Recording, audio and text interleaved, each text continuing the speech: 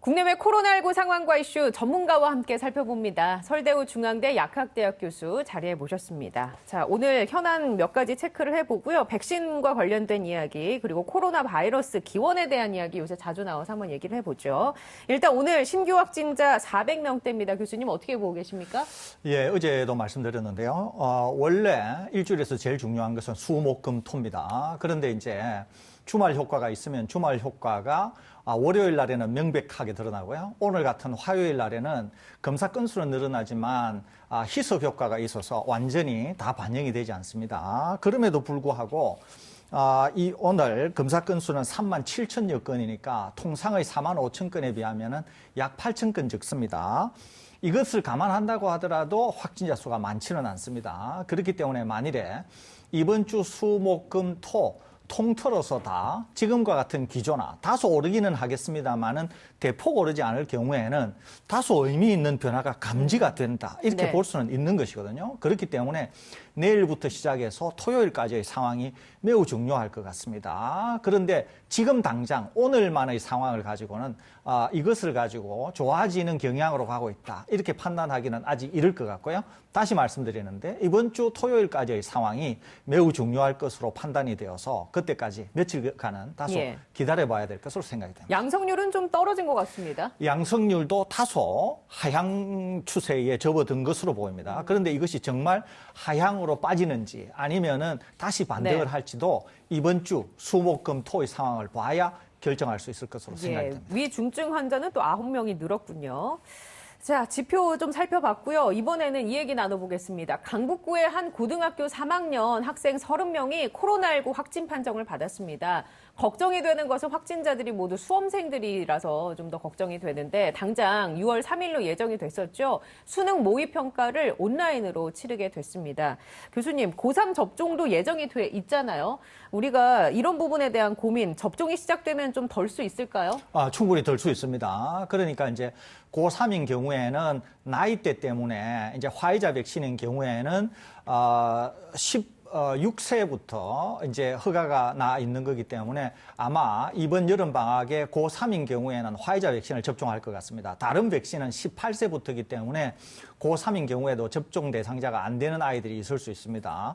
그러는데 이제 확실히 어떤 백신인가도 당국이 발표하지 않았지만 정황상으로 볼 때는 화이자가 될 가능성이 높아 보이고요.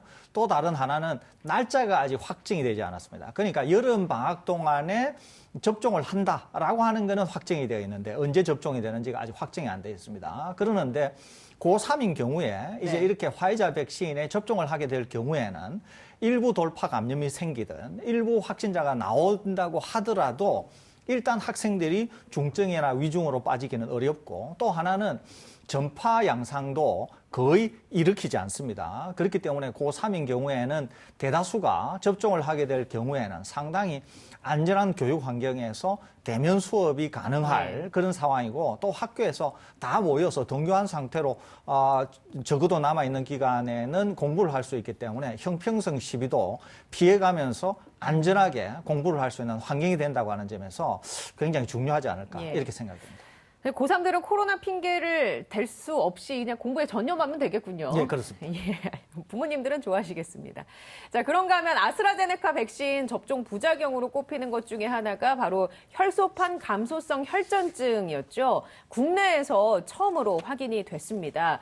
아무래도 국내에서는 첫 사례라는 점에서 많은 분들이 관심을 가질 것 같은데 내용을 보니까 심각하진 않은 것 같아요. 어떤 내용입니까? 예, 그렇습니다. 이제 초기에 이런 혈전증이 생겼을 때 국내외, 그러니까 우리나라는 아닙니다만 해외인 경우에는 사망 사례가 다수 확인이 됐습니다. 그러면서 이제 본격적으로 EMA에서 조사를 하면서 이 희귀혈전증이 일부 백신과 관련이 있어 보인다. 이렇게 이제 평가가 된 것이죠. 그때 이후로는 유럽에서도 관리가 비교적 잘 되고 있고요. 우리나라인 경우에는 지금 당국이 확인한 것처럼 1명이 확인이 됐습니다. 그러면 우리나라가 지금 백신 접종을 얼마 정도 했냐 하면은 거의 550만 명을 접종을 했거든요.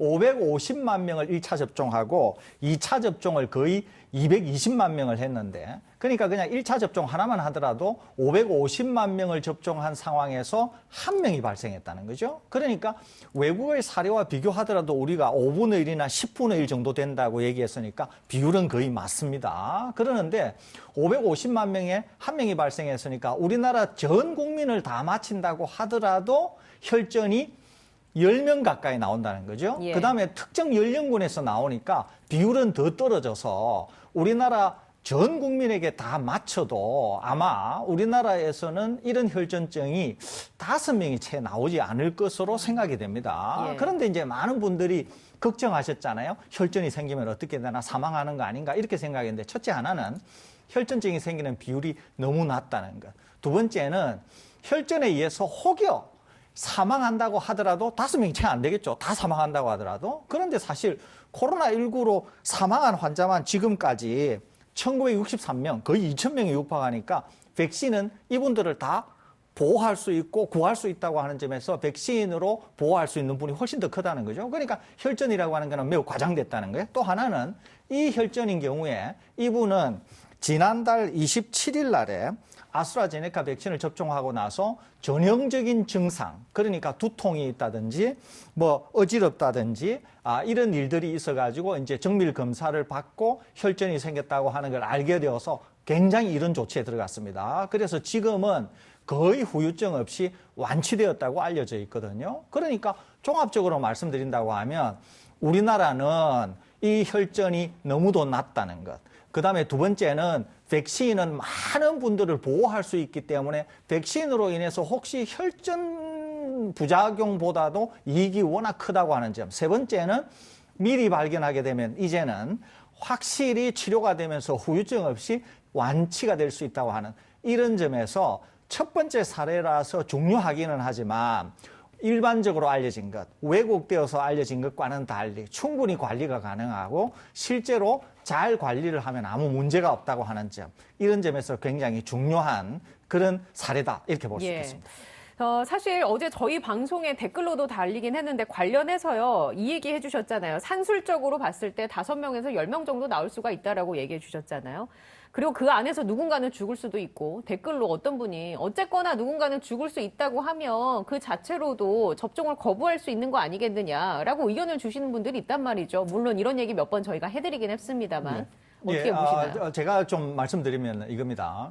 개인의 입장과 정부의 입장은 완전히 다릅니다. 예를 들면 이런 거죠. 개인은 자기 한 몸만 생각하기 때문에 걱정이 있으면 접종 안 하셔도 됩니다. 그리고 정부가 그런 분들에 대해서 강제하지도 않습니다. 그러니까 본인이 우려가 있어서 접종 안 하는 분은 본인의 권리이자 본인의 자유라는 거죠. 충분히 모든 분들이 동의할 수 있습니다. 다만 정부는 그렇게 할 수 없다는 거죠. 정부는 국가를 형성하는 분들은 워낙 다양하기 때문에 정부는 무엇을 생각해야 되냐 하면은 위험 대비 이익이 얼마나 큰가를 평가해야 된다는 거죠. 그러니까 정부는 일부 혈전 부작용이 있어서 위험에 빠질 수도 있고 굉장히 운이 나쁠 때는 사망할 수도 있지만 조금 전에 말씀드렸죠. 이제는 사망에까지 이르지도 않는다 그랬으니까. 그러니까 정부는 그 다양한 분들에게서 정부가 취해야 될 것은 소상공인도 있고 경제도 있고 그 이외에 다양한 분들도 있고 또 하나는 혈전으로 인해서 혈전이 생기는 분이 5천만 명 중에 5명이 채 안 될 건데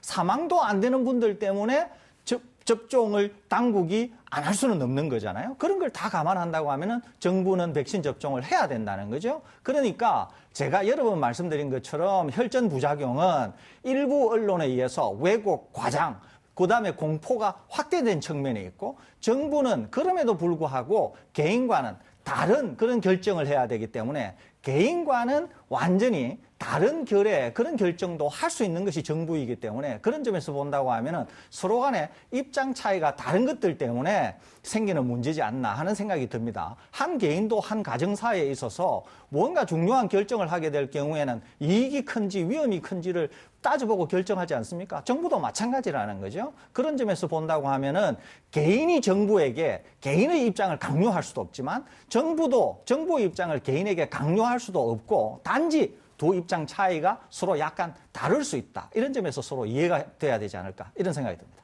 설 교수님 정부에서 일하고 계신 분인 줄 알았습니다.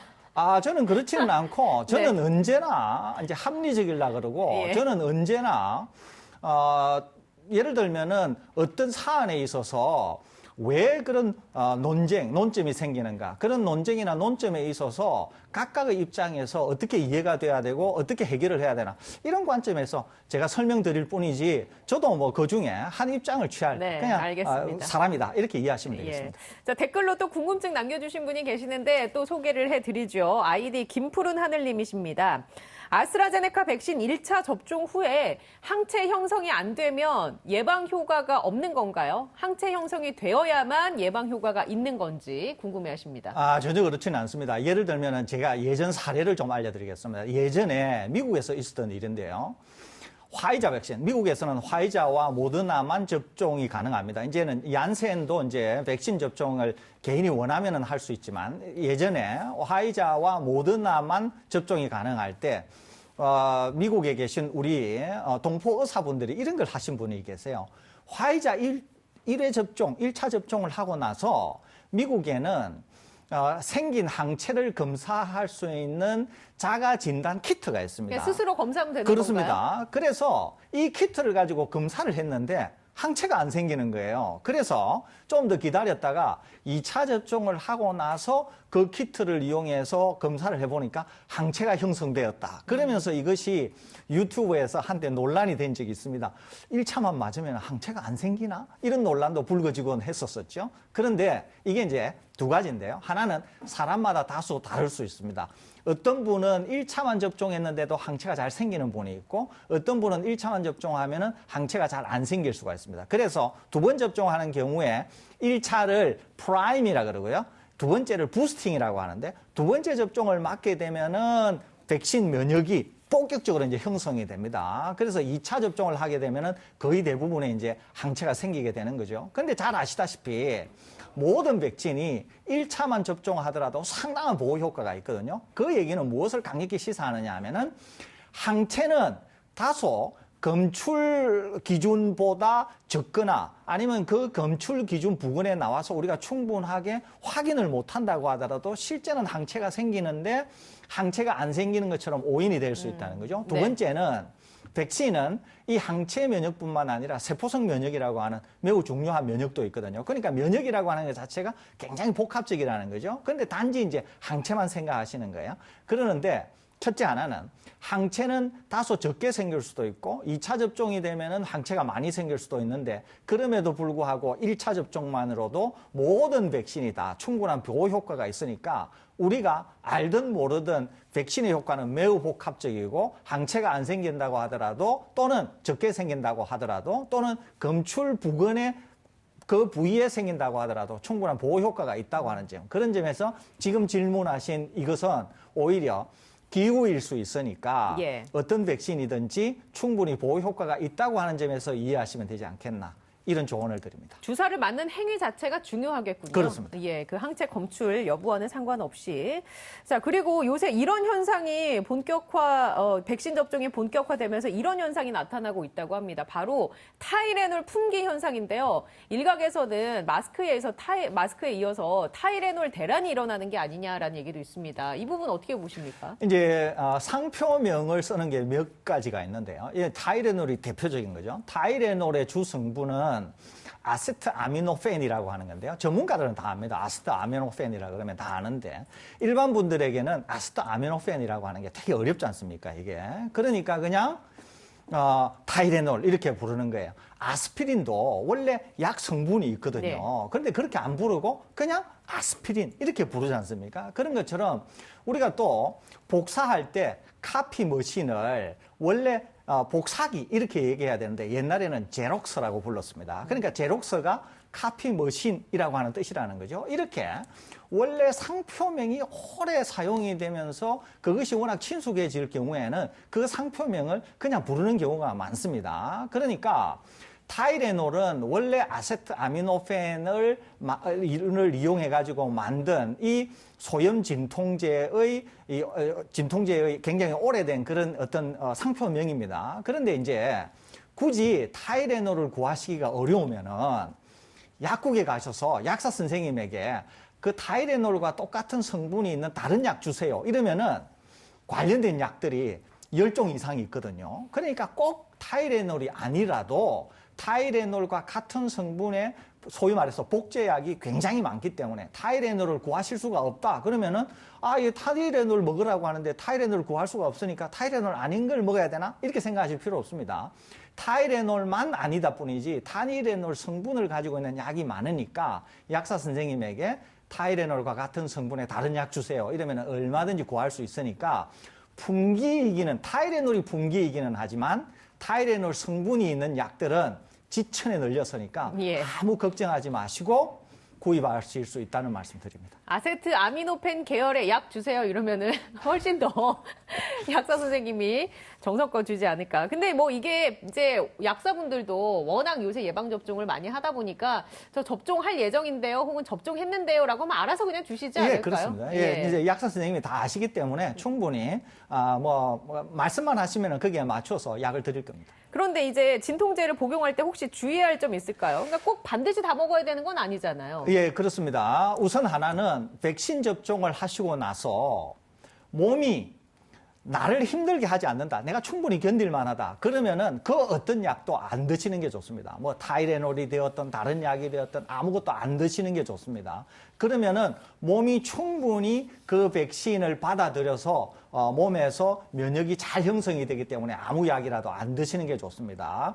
그런데 몸이 사람마다 다 다르니까 어떤 분들은 반응을 세게 하는 거예요. 반응을 세게 하게 될 경우에는 꼭 약을 드시는 게 좋습니다. 이때는 타이레놀 계열, 즉 아세트아미노펜 계열의 약을 드시는 게 좋습니다. 빈속인 경우에는 속이 좀 쓰릴 수가 있으니까 뭘 드시고 약을 드시는 게 좋은데요. 또 하나는 이 타이레놀 계열, 즉 아세트아미노펜은 사람마다 좀 다릅니다.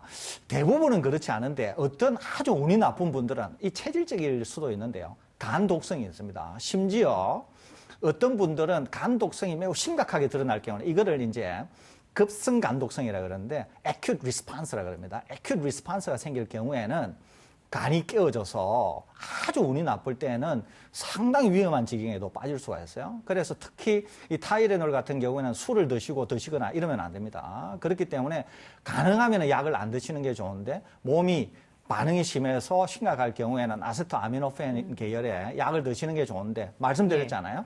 어떤 분은 부작용이 있을 수 있다고. 네네. 만일에 드셨는데 상당히 심각한 후유증이 생길 경우에는 즉시 병원을 가셔야 됩니다.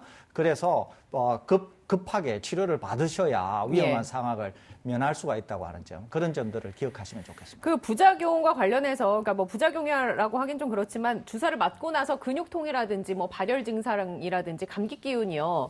맞고 나서 바로 안 나타나고 한 며칠 있다가 나타날 수도 있고 아니면 나타났다가 한 이틀 괜찮았다가 다시 나타날 수도 있고 그런 건가요? 사람마다 다 다를 수 있습니다. 말씀드렸잖아요. 어떤 분은 안 나타날 수도 있고요. 예. 어떤 분은 나타나는데 좀 빨리 나타났다가 빨리 없어지기도 하고 어떤 분은 약간 늦게 나타날 수도 있고 또 어떤 분들은 웨이브처럼 파도처럼 나타났다가 좀 괜찮아졌다가 다시 나타나고 이럴 수도 있거든요. 그런데 이 대부분이 다 정상 반응 범주냐, 정상 반응 범주지 않느냐 하는 것들을 살피는 게 대단히 중요합니다. 예를 들면은 근육통이 생긴다든지 어슬어슬 춥다든지 또는 뭐 피곤하다든지 약간 어지럽다든지 이런 경우에는 대부분 다 정상적인 범주일 수 있습니다. 그런데 꼭 기억하셔야 될 것은 뭐냐 하면은 통증인데요.